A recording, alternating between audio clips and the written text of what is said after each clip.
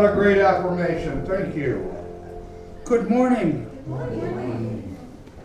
If you want, we could all just like snuggle together in one pew, you know. Oh, well, it's just, I was just talking to Brenda back there. Wouldn't it be nice, maybe the second week in January, if we have like a jammy day? Everybody wear their slippers and robes and jammies, and we'll have like hot chocolate and glazed donuts in the pews, and just kind of have one of those kind of snuggle mornings. Sunday morning snuggle. Oh. You know, again, we started our service with the affirmation, I'm free and I'm unlimited. And that gives us the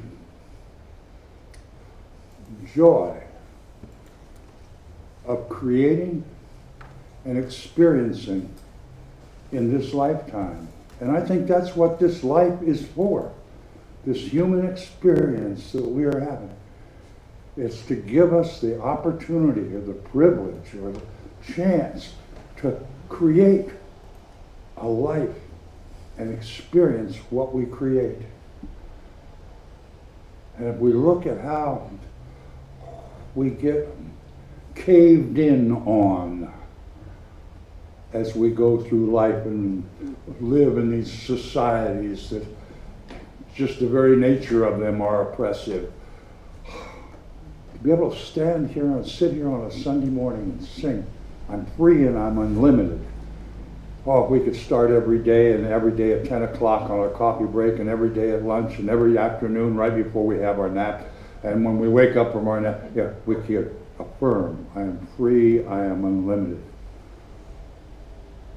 I'll bet life would get better for every one of us. And so it is. Thank you.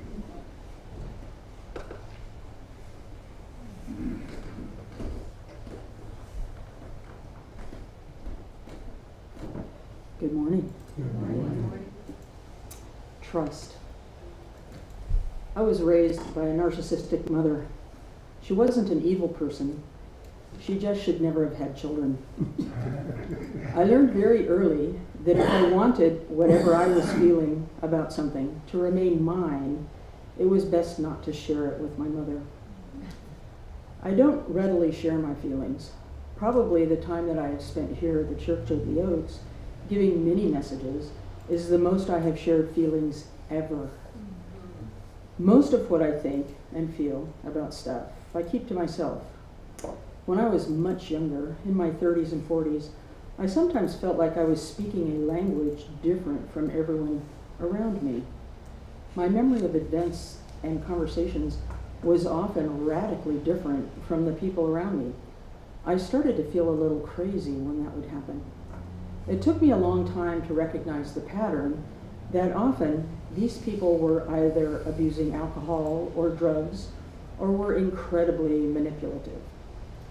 Coming to this realization, it did not actually help me to feel inclined to share my heart.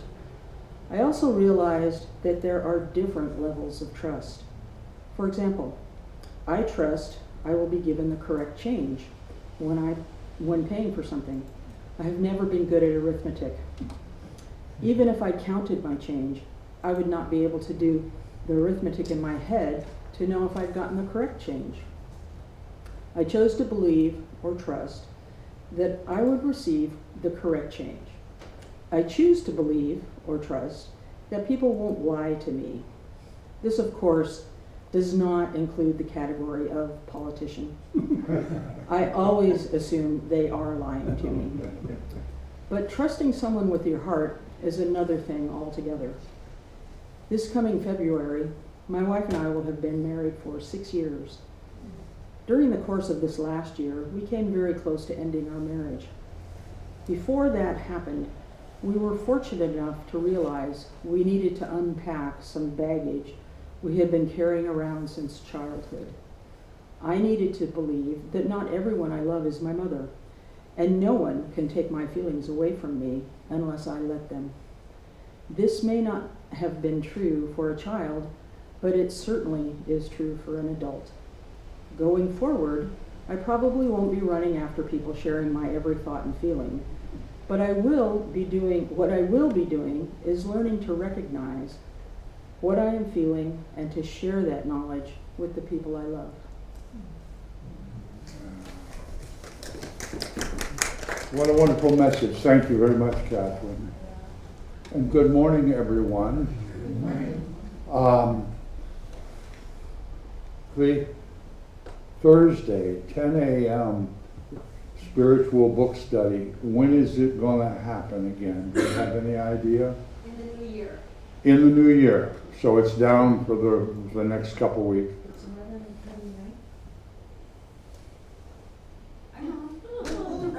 11:29. Well, we'll find out more next week. I did the math in my head wrong. Okay. We'll find out more next week. Okay. Joelle, would you tell us how Mike's doing and where he's at and update us, please? Yeah, Mike has been in the hospital again since Monday. He's at UCSF with the best care. So they think it's a complication of his Crohn's therapy of the medication. It's probably going to be like this, for a while until we get all of that locked down. But his parents and sister came in last night, and they're with him right now. That's great. That's great. So, thank you, and just let us know if there's anything we can do. Just let us know.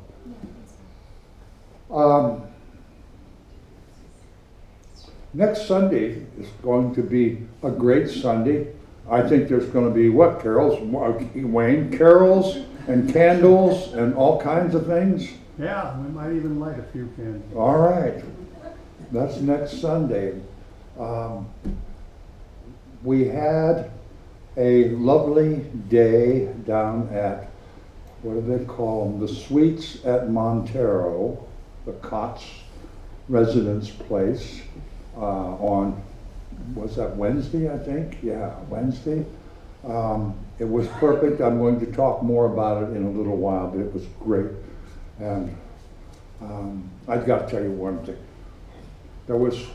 I don't suppose those folks there with their limited income and challenges that they have often get a chance to just have all you can eat.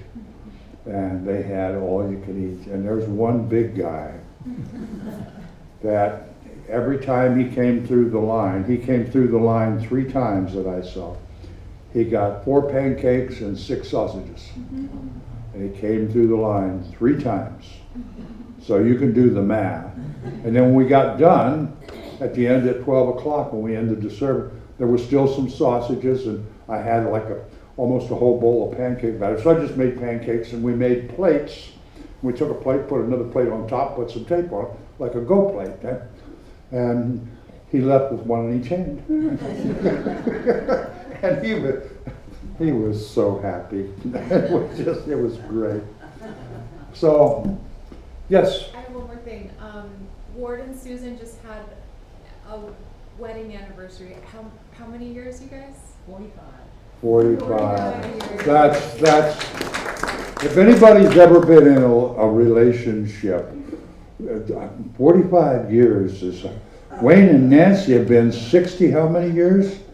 63 years? I can't even, my head explodes when I think about that, because I've tried several times, and accumulative, I haven't racked up 45 years. But so anyway, congratulations. Any other announcements? Yes, Kevin. We have a nanny. Oh! Prayers are answered, the universe. Great. Any other announcements? All right, let's stand up and sing a Christmas carol for a change. I heard the bells on Christmas Day, 278 in the wings. And you're just gonna, we don't have a song later, so you're just gonna have to, you're on your Pay own. attention to the beat. Pay attention.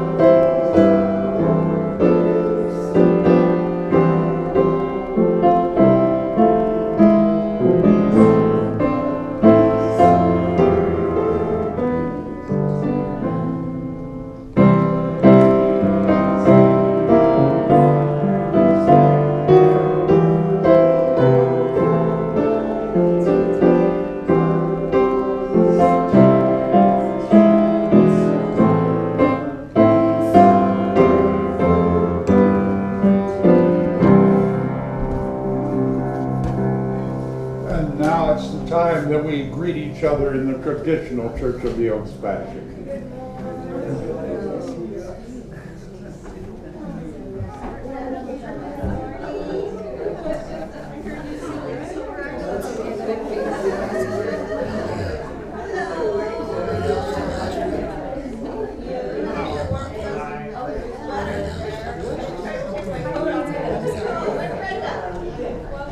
It's worth celebrating.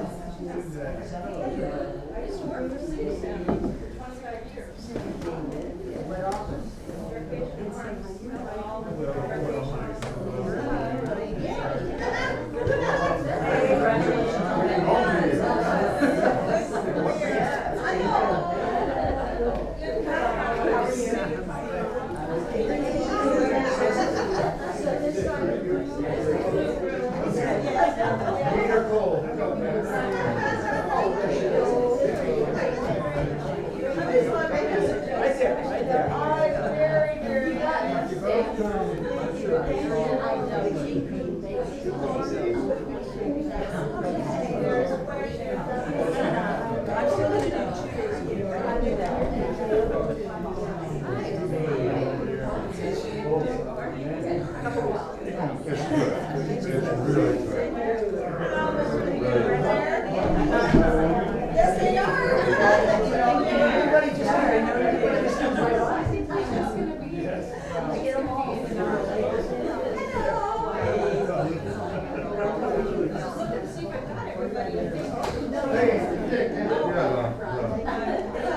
The treatment, it's just like when you have diabetes, they have to mess around with it, you know, for a while. When they do the thyroid, they do exactly how much thyroid medicine they do, tap the trial and error, and see what works.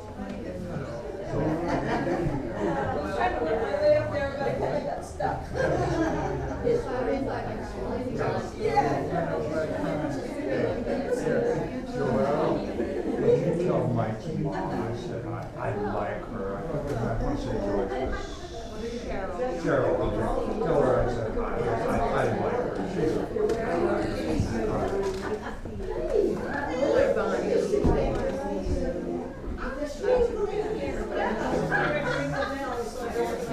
Well, have you had enough of this, or we're just gonna keep on going for a while? It's up to you. Bonnie's only gotten one kid, so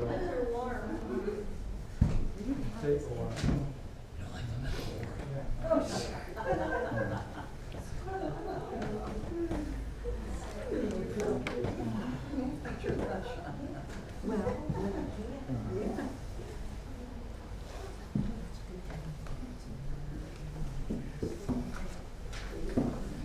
What we just did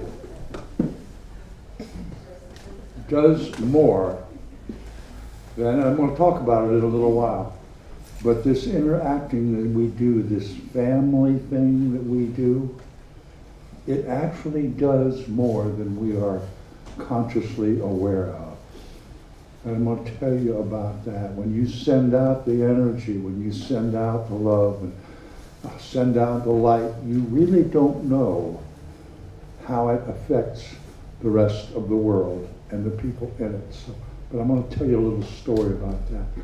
So, that's one of the abundances that we have, is each other. And I think that's perhaps the most important abundance that any of us can be thankful for, have gratitude for. May we read together the affirmation of abundance. When we truly begin to want more for others than we want for ourselves, we will begin to notice amazing changes in our own lives. May we ponder that wisdom, sir.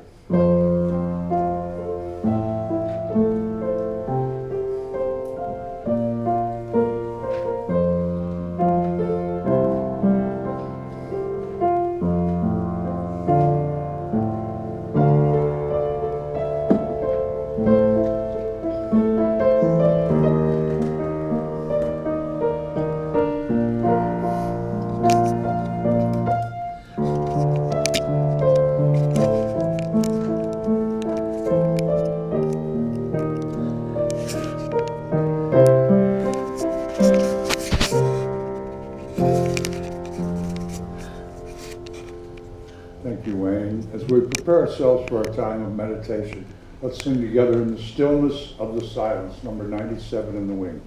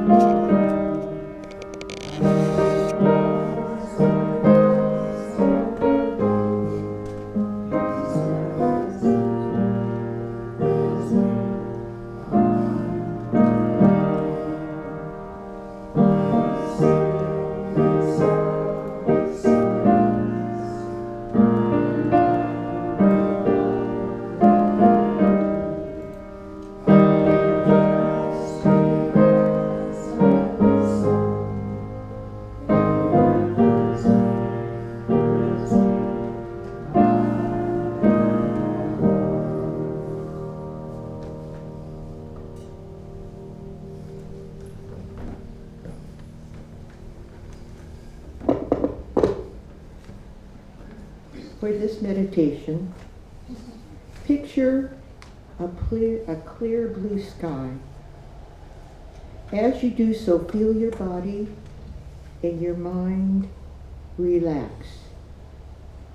Your sky is so blue, so vast, and all is quiet. If thoughts interrupt, see them as clouds that gently flow past without any effort on your part.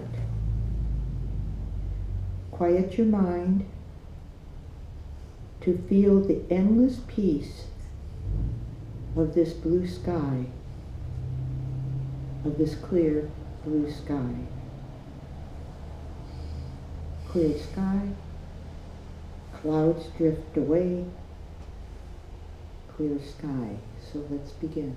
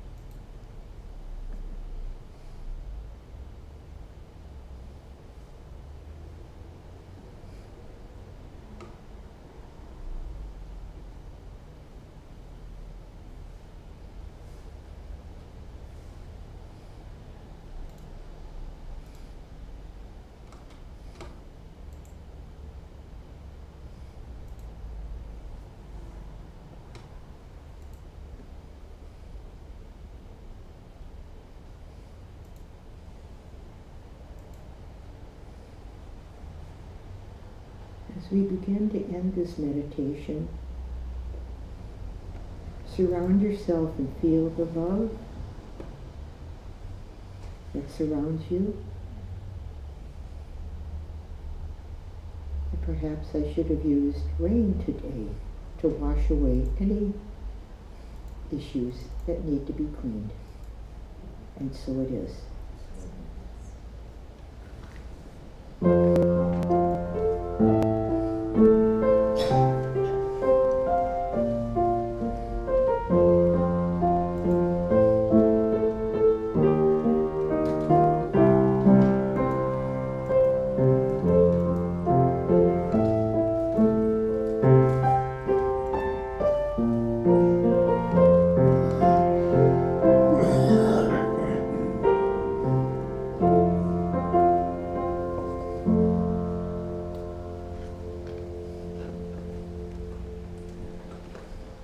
Kelly, thank you very much.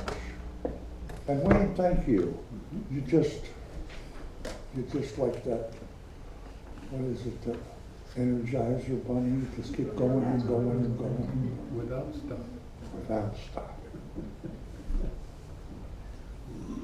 You'll notice the title for the message this morning, it's Free and Unlimited to Create and Experience an Enriched Christmas. I just, something hit me, I don't know, that I am free, I am unlimited. It just, that affirmation has just hit me hard. You probably get tired of hearing it pretty soon, but I think it's one of the simplest things we can do. And I'd like to talk about the realization of that freedom, of that ability to create an experience. What if we wrap that around our Christmas experience?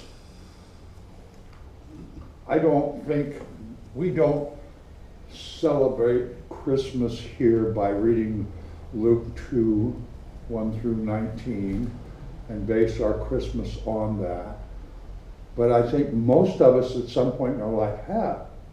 And for some of us today, that's very real, and that's the meaning of Christmas for us. Others, maybe not so much.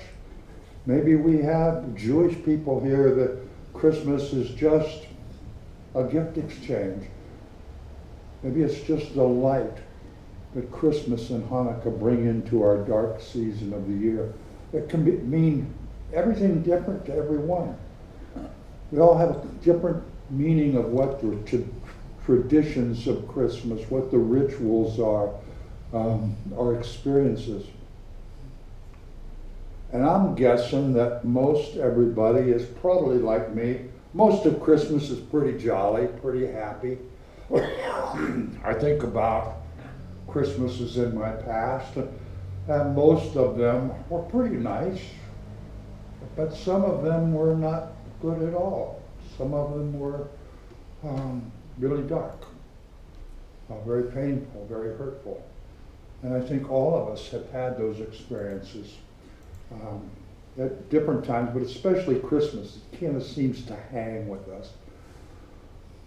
But I had a great conversation yesterday morning at breakfast with a good friend of mine, and we talked about this, about how we can use this awareness of our ability to create, to shift or change or enhance or brighten up whatever our Christmas experiences are, whatever they happen to be, different for every person, but I'm betting that there's a little bit of twixing that can go on, or tweaking, or whatever that is. And some people really do a lot of tweaking at Christmas. Probably not in this room, but we all know about that. But I'm thinking maybe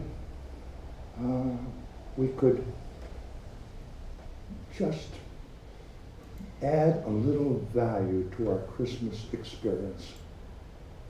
I'm going to tell you some stories, and they're all true. They're happened.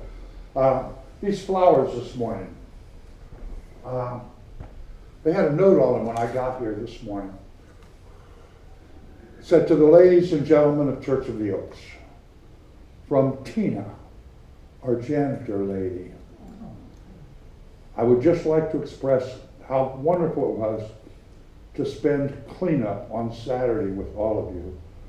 All of you have run through my mind many times since then. Thank you, each and every one of you." Now, Tina's probably not going to come to church here. She has a very different lifestyle. She has some huge challenges and issues in life. But for her to be invited and to actually participate was a huge step for Tina. She doesn't usually be with groups of people. It's very difficult for her. And she had, every time I have seen her, she talks about it.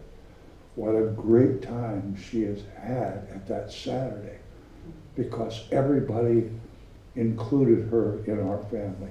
She's been our janitor for years.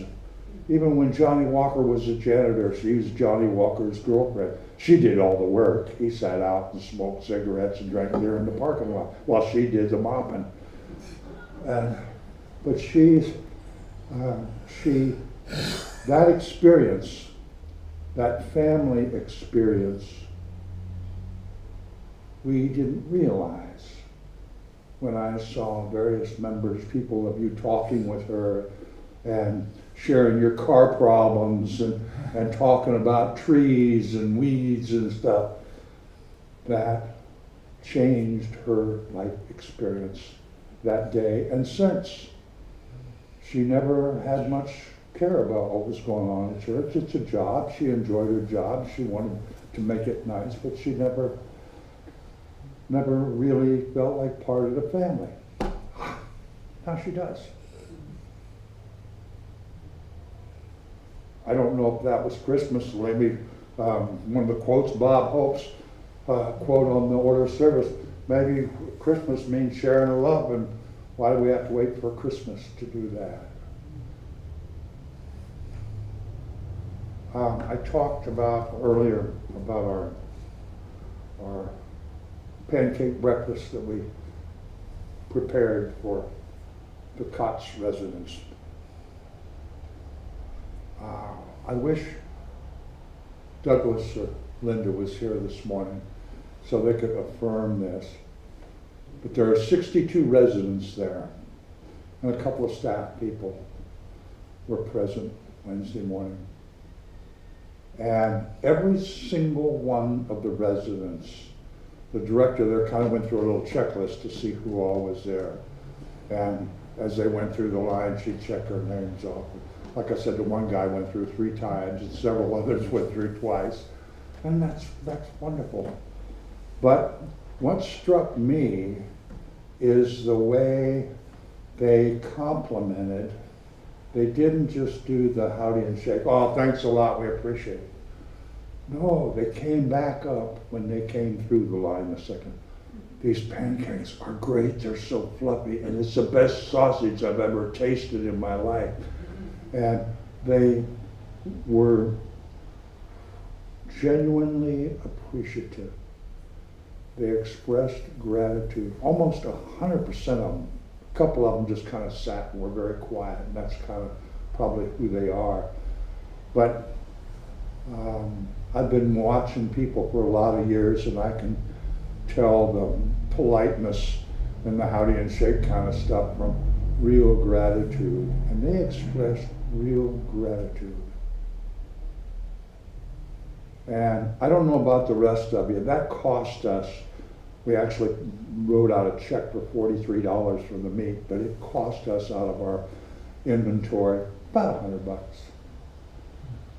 And I can't think of a greater tradition to begin than to share our abundance in that way as well. You know, we partner with COTS and we tithe to places, but that's what increased the value of my Christmas, and I'm sure it did for Linda and Douglas. They were just bubbling when it was over. Wow, this was so fun. And they heard the comments. They felt the gratitude and the sincerity of it. And they felt the family energy. Because these people, quite honestly, they have an issue there. These homeless folks have actually been a family for at least a decade, living out on the street, stealing from each other, beating each other up, screaming and yelling at each other, competing with each other for a hot hamburger. And now they're residents, fellow residents, working hard to establish a new meaning for community. And I think what we did helped with that. Because people that I talked to Jamie afterwards, and she said, people that don't speak to each other were sitting at the same table talking. And I think that maybe we could do this some more and carry this Christmas thing into February or May or whenever. I think it would be a great tradition to start and help with the building family outside of this room, building family in Petaluma. We build family in our community on Kids Day with the pancakes. Pancakes are great. They're cheap and everybody loves them, and they stick to your ribs. And what we have in this room is pretty inexpensive, and it sticks to you and makes you feel good. And I wonder if we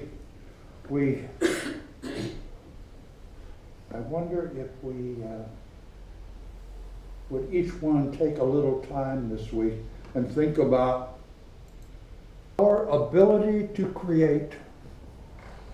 Maybe there's something we can do this Christmas season that might enhance a relationship or repair a friendship. You know, the old story is so many people are so blessed to have a loving, close-knit family in a city far away. Maybe we can do something about that.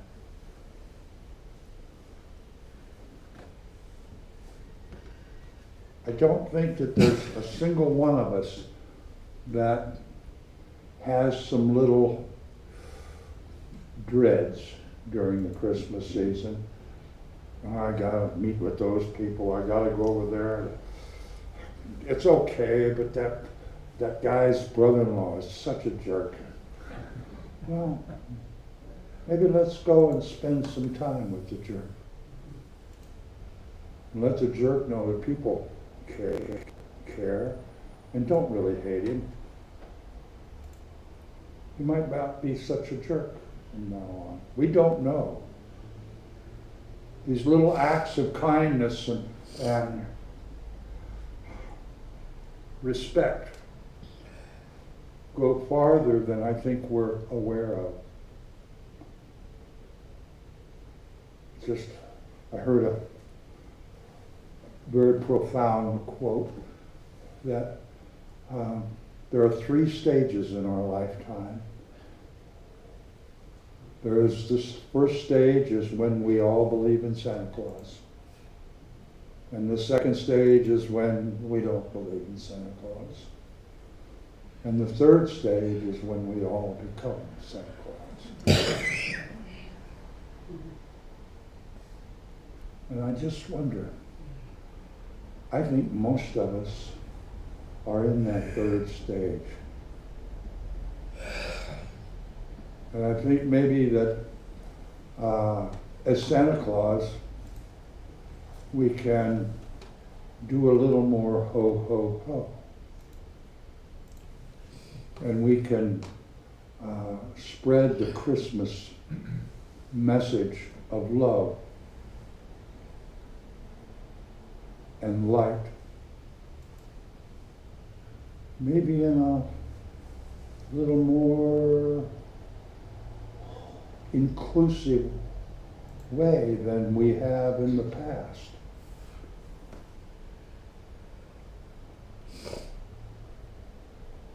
So in a little while, we're going to go next door and have some coffee and a couple cookies I think are still left over there. Maybe we could figure out ways, contemplate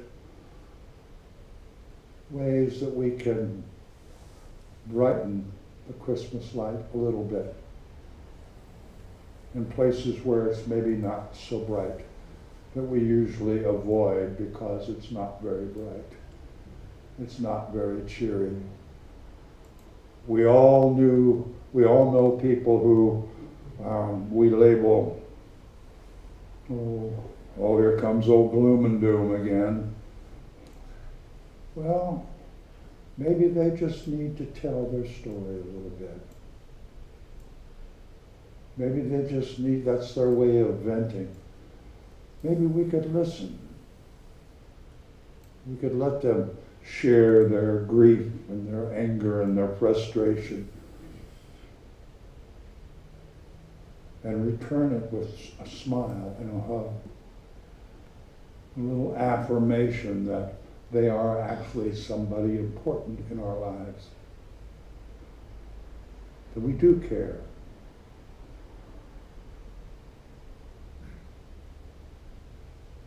I think this time, every one of us is just like the lights on that tree.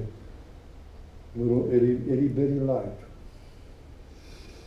But just one of those little bulbs.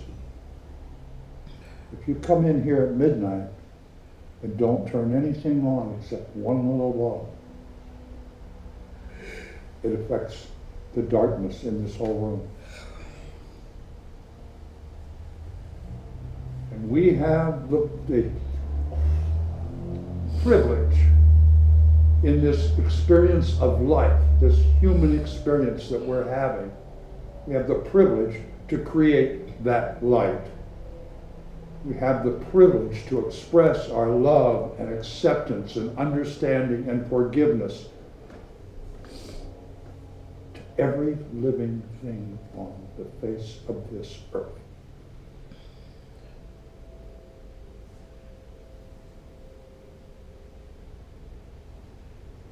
We've all had a lot of Christmases. As I'm standing here, I remember one. I had a brother-in-law one time. My wife at the time was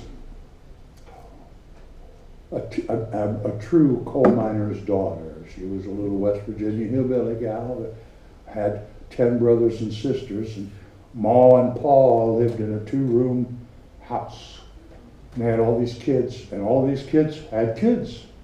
And on Christmas Eve, the whole family showed up and everybody got presents for everybody. That was the tradition. But we couldn't open the presents until everybody was there. Well, Uncle Dick and Aunt Jill lived up in Akron, and Uncle Dick attended an office party at his office, and it went a little longer than average. And Uncle Dick really liked scotch a lot. And he consumed a lot, so they finally got there. And everybody liked when Uncle Dick and Aunt Jill come because they had money and they got good presents. And the kids loved them. And so this little 2-room house, one whole end of the living room was filled up with a Christmas tree and a pile of presents. And finally, Uncle Dick and Aunt Jill get there. And everybody's helping them bring in these big trash bags full of presents. And before it began, can we start? Can we start? And Uncle Dick says, I have something to say. For as long as I can remember, my old man used to get drunk and mess up Christmas for everywhere. Well, this year, it's my turn. And he passed out into the trees and it all fell over. And I think we've all had some Christmas experiences over the years. I thought it was funny, but most everybody else didn't at all. So in our memories, there are some very warm and touching times at Christmas. Every one of us, I know. And now that we're all Santa, I think that each one of us could create a warm and touching time for someone who isn't having that this year.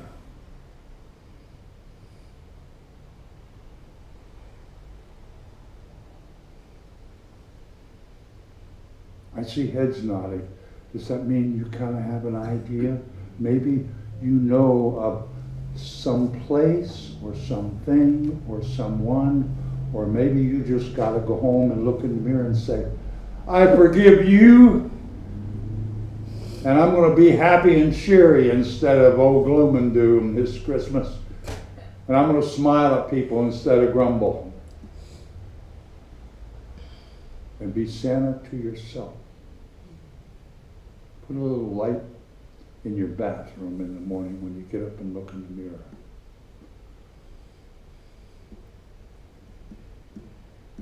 It's up to us.